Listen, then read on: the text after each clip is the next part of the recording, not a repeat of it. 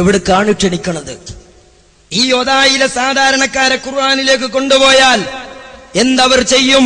കുറുക്കന്റെ കയ്യിൽ ആമയെപ്പോലെ അവർ ആ ഖുർആനും പിടിച്ച് നടക്കേണ്ടി വരില്ലേ? ഒതായിക്കാർക്ക് മാത്രമല്ല, എന്റെ നാട്ടുകാരും സാധാരണക്കാരെ സംബന്ധിച്ച് അങ്ങനെയാ.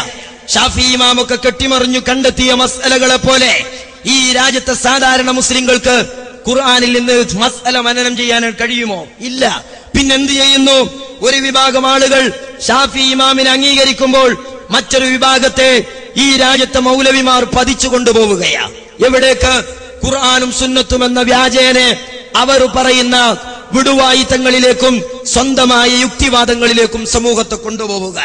അതിനവർ പറയുന്ന തെളിവെന്താ?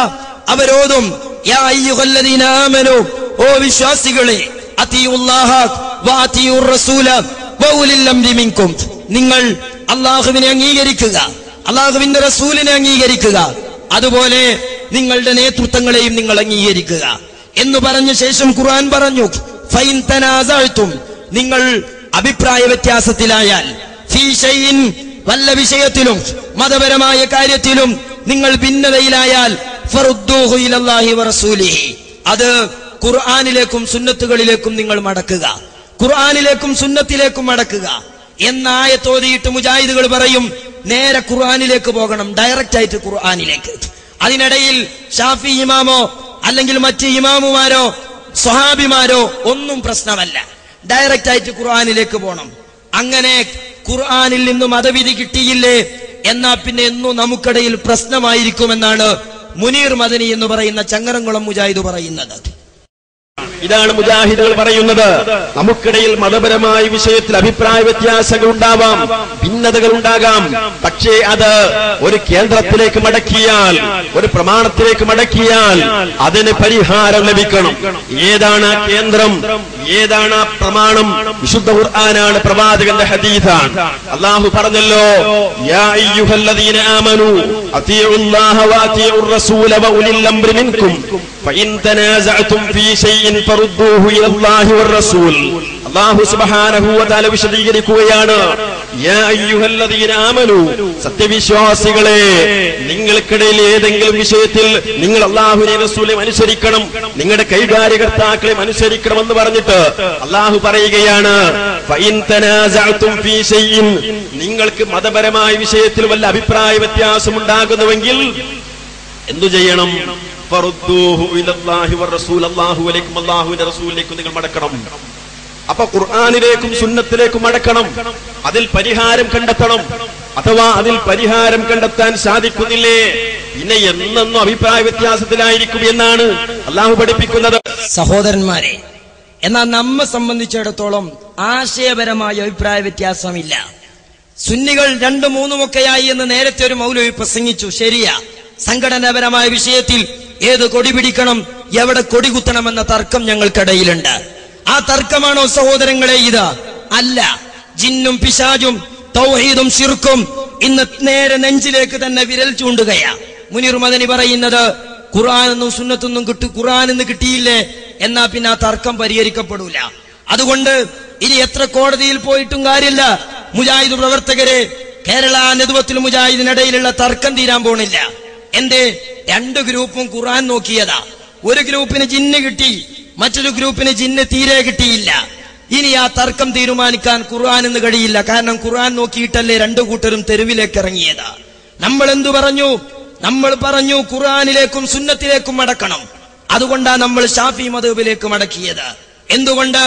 ഇമാം ഷാഫി റളിയല്ലാഹു തആല അൻഹു കർമ്മശാസ്ത്രങ്ങൾ ക്രോഡീകരിച്ചത് ബൈബിളോ രാമായണമോ നോക്കിയിട്ടല്ല. അതേ അബ്ദുസ്സലാം നോക്കുന്നത് പോലെ, അബ്ദുസ്സലാം സുല്ലമി നോക്കുന്നത് പോലെ, അബ്ദുൽ ഖാദർ മൗലവി നോക്കുന്നത് പോലെ, അല്ലെങ്കിൽ അതിനേക്കാളേറെ അത്യുജ്വലമായി, അഗാധമായി, അർഹമായ രൂപത്തിൽ ഉത്തരവാദിത്ത ബോധത്തോടെ അത്തരം ചര്യകളെയും അത്തരം മൂല്യങ്ങളെയും മൂല്യവത്തായി കൈകാര്യം ചെയ്തവരാ അവർ. അതുകൊണ്ട് തന്നെ ഷാഫി ഇമാം 10 ലക്ഷം ഹദീസെന്നും കർമ്മശാസ്ത്രം കണ്ടെത്തി. ആ 10 ലക്ഷം ഹദീസിലുള്ള കർമ്മശാസ്ത്രമാ ഷാഫി ഇമാം റളിയല്ലാഹു അൻഹു പറഞ്ഞത്. എന്നാൽ സലാം സുല്ലമിക്കും അബ്ദുൽ ഖാദർ മൗലവിക്കും മുനീർ മദനിക്കും സക്കരിയ സ്വലായിക്കും ഇന്ന് ഇജ്തിഹാദ് ചെയ്യാൻ ആകെയുള്ളത് 1 ലക്ഷത്തിൽ താഴെ ഹദീസുകളാ. പൂർണ്ണമായി സുന്നത്തുക്ക് മടങ്ങണമെങ്കിൽ എന്തു വേണം? പൂർണ്ണമായി റസൂലുള്ളാന്റെ സുന്നത്തിൽ നിന്ന് കിട്ടിയ മസ്അല കിട്ടണമെങ്കിൽ എന്തു വേണം? തീർച്ചയായും മദ്ഹബുക്ക് പോകണം, അല്ലേ? അല്ലെങ്കിൽ ഏതുപോലെ ഉണ്ടാകും? ഈ രാജ്യത്തെ മുജാഹിദ് മൗലവിമാർ ഷാഫി ഇമാം സുബൈക്ക് കുനൂത്തുണ്ടെന്ന് പറയുമ്പോൾ അബ്ദുസ്സലാം സുല്ലമിയും അബ്ദുൽ ഖാദർ മൗലവിയും അത് ബിദ്അത്താണെന്ന് പറയുമ്പോൾ മുസ്ലിങ്ങൾ ഏതു സ്വീകരിക്കണം? ഞങ്ങൾ വിശ്വസിക്കുന്നു അബ്ദുസ്സലാം സുല്ലമിയും എ.പി. അബ്ദുൽ ഖാദർ മൗലവിയും കണ്ട 1,00,000-ൽ താഴെ ഹദീസുകളിൽ അവർക്കൊരു പക്ഷേ തെളിവ് കിട്ടിയില്ലെങ്കിലും 10 ലക്ഷം ഹദീസ് കണ്ട ഷാഫി ഇമാമിന് തെളിവ് കിട്ടിയിരിക്കും എന്ന് വിശ്വസിക്കുന്നതല്ലേ മുസ്ലിമെ ബുദ്ധി? അതല്ലേ തന്റെ ഇടം? അതല്ലേ മനസ്സാക്ഷി? നിങ്ങൾക്ക് എന്തു പറയാനുണ്ട്? ഈ രാജ്യത്ത് സാധാരണക്കാരോടാ ഞങ്ങൾ സംവദിക്കുന്നത്. ആലോചിച്ചു നോക്കൂ നിങ്ങൾ. കുറെ കാലം നിങ്ങളെ 921 ശേഷം അലവി മൗലവിയും അതുപോലെ കൂട്ടായി അബ്ദുല്ലാജിയും ഒക്കെ ഒതായിലും എടവണ്ണയിലും വന്ന് നിങ്ങൾക്ക് പറഞ്ഞു തന്നൊരാശയമുണ്ട്, ഖുർആനിലേക്ക് മടങ്ങണം. ആ ആയത്തോതിയിട്ട് അവർ പറഞ്ഞു 921 KM മൗലവി വന്നിട്ട് ആയത്തോതി, ഡയറക്റ്റ് ആയിട്ട് ഓതി. എന്താ ഓതിയത്? അന്നൽ മസാജിദ ലില്ലാഹ് ഫലാ തദൂ മഅല്ലാഹി അഹദ. അന്നൽ മസാജിദ ലില്ലാഹ്, പള്ളി അല്ലാഹുവിനുള്ളതാ. ഫലാ തദൂ, നിങ്ങൾ ആരാധിക്കരുത് മഅല്ലാഹ്, അല്ലാഹുവിനോട് കൂടെ അഹദൻ ഒരാളെയും. ഇതാണ് പണ്ഡിതന്മാർ പഠിപ്പിച്ച അർത്ഥം. ഇതാണ് സ്വഹാബിമാർ കണ്ട അർത്ഥം. ആ സ്വഹാബിമാരും പണ്ഡിതന്മാരും പഠിപ്പിച്ച ഈ ആശയം തെറ്റാണെന്ന് മഹാന്മാരായ സ്വഹാബിമാരും പഠിപ്പിച്ചില്ല. അതുകൊണ്ട് തന്നെ പഴയകാല മുസ്ലിങ്ങൾ മാലിക് ദീനാർ റളിയല്ലാഹു അൻഹുവിൽ നിന്ന് മതം കിട്ടിയ പൂർവിക മുസ്ലിങ്ങൾ മാലിക് ദീനാറിന്റെ മഖ്ബറ കേരളത്തിൽ നിർമ്മിച്ചു. ചേരമാൻ മസ്ജിദിൽ മഖ്ബറയുണ്ടാക്കി. അതുപോലെ ഈ കേരളത്തിൽ വന്ന പ്രഗത്ഭരായ സ്വഹാബിമാരുടെ മഖ്ബറയുണ്ടാക്കി. ഷെയ്ഖ് സൈനുദ്ദീൻ മഖ്ദൂമിന്റെയും മമ്പുറം തങ്ങളുടെയും വെളിയങ്കോട് മർക്കാദിയുടെയും തത്തുല്യരായ ധീരരായ വിപ്ലവകാരികളുടെ നവോത്ഥാന നായകരുടെ മഖ്ബറയുണ്ടാക്കി. എന്തേ? അന്നൽ മസാജിദ ലില്ലാഹി ഫലാ തദൂ മഅല്ലാഹി അഹദ. പള്ളി അല്ലാഹുള്ളത്. ആ പള്ളിയിൽ ഗുരുവായൂരപ്പനോ യേശുക്രിസ്തുവിനോ അതുപോലെയുള്ള ബഹുദൈവങ്ങൾക്കോ ത്രിയേകത്വങ്ങൾക്കോ നിങ്ങൾ ആരാധിക്കരുത്. തത്തുല്യമായ ദൈവങ്ങളെ നിങ്ങൾ പ്രണമിക്കരുത്. ഈ അർത്ഥമാണ് പൂർവികർ പഠിപ്പിച്ചത്. KM മൗലവി വന്നിട്ട് എന്ത് പറഞ്ഞു? KM മൗലവി ഒരു അറബി ഡിക്ഷണറി കയ്യിലെടുത്തു. ദായദു എന്ന വാക്കെടുത്തു. ആ ദായദുവിന്റെ വാക്ക് ഒരു അറബി മനുഷ്യയുടെ വിവരത്തിൽ അദ്ദേഹം പഠന വിധേയമാക്കി. അദ്ദേഹത്തിന് കിട്ടിയ അർത്ഥം എന്താ? ദാ വിളിച്ചു, യദു വിളിക്കും, ലാ തദു വിളിക്കരുത്, അല്ലാഹുവിനോട് കൂടെ അഹദൻ ഒരാളെയും. അതേ സമയത്ത് അതേ പള്ളിയിൽ വെച്ച് അശ്ഹദു അല്ലാ ഇലാഹ ഇല്ലല്ലാഹ് എന്ന ബാങ്ക് വിളിച്ചാൽ തൊട്ടടുത്ത് അതേ ശബ്ദത്തിലും അതേ വിഭാഗത്തിലും അതേ ആർജവത്തിലും അശ്ഹദു അന്ന മുഹമ്മദ് റസൂലുള്ളാഹി എന്ന് പറയണം. ലാ ഇലാഹ ഇല്ലല്ലാഹ് എന്ന് ഒരു വിശ്വാസി പറഞ്ഞാൽ ആ ലാ ഇലാഹ ഇല്ലല്ലാഹ് പറയുന്ന അതേ ഊർജത്തിലും അതേ ശക്തിയിലും അതേ പ്രൗഢിയിലും മുഹമ്മദ് റസൂലുള്ളാഹി പറയണം. എന്തുകൊണ്ട്? ഉടമയായ റബ്ബിൽ നിന്ന്, ഉടമയായ രക്ഷിതാവിൽ നിന്ന് തൗഹീദാകുന്ന ആത്യന്തിക വിജയത്തിന്റെ രക്ഷാ സന്ദേശത്തെ അടിമകളാകുന്ന മനുഷ്യർക്ക് കൈമാറാൻ ഇടയാളനായി മധ്യവർത്തിയായി അല്ലാഹ് നിശ്ചയിച്ചതാണ് മുഹമ്മദ് നബി സല്ലല്ലാഹു അലൈഹി വസല്ലം. അതുകൊണ്ട് ഇസ്ലാം പറഞ്ഞു ലാ ഇലാഹ ഇല്ലല്ലാഹ് പറഞ്ഞാൽ മുസ്ലിം അല്ല. ആ ലാ ഇലാഹ ഇല്ലല്ലാഹയോടുകൂടെ മുഹമ്മദ് റസൂലുള്ളാഹി എന്ന മധ്യവർത്തിയെ പറയണം. എത്ര വ്യക്തമാണിത്, സുതാര്യമാണ് ഈ സന്ദേശം. KM മൗലവി പറഞ്ഞു അള്ളാഹിനോടുകൂടെ ആരെയും വിളിക്കാൻ പാടില്ല. അതുകൊണ്ട് ആ വിളി നടത്തുന്ന മാലിക് ദീനാറിന്റെ കൈത്തലങ്ങളിൽ നിന്ന് മതം സ്വീകരിച്ച 921 വരെയുള്ള മുസ്ലിങ്ങൾ പിഴച്ചവരും മുശ്രിക്കുകളുമാണെന്ന് KM മൗലവി പറഞ്ഞു.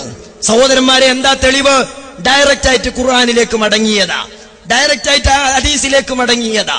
നോക്ക് നിങ്ങൾ, ഈ ഒരു ദുരന്തം എവിടെ എത്തിച്ചു മുസ്ലിങ്ങളെ, എവിടെ എത്തിച്ചു സമുദായത്തെ?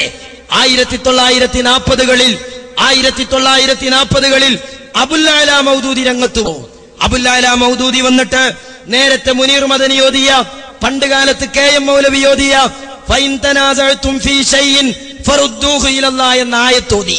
ആയത്തോതിയിട്ട് KM മൗലവി പറഞ്ഞു വിളി മാത്രമല്ല പ്രശ്നമുള്ളത്, വിളി പ്രശ്നമാണ്, സുന്നികൾ മുശ്രിക്ക് തന്നെ. എന്നാൽ വിളി കൊണ്ട് മാത്രമല്ല ശിർക്ക് വരുന്നത്. പിന്നെയോ ഈ രാജ്യത്തെ ദേശീയ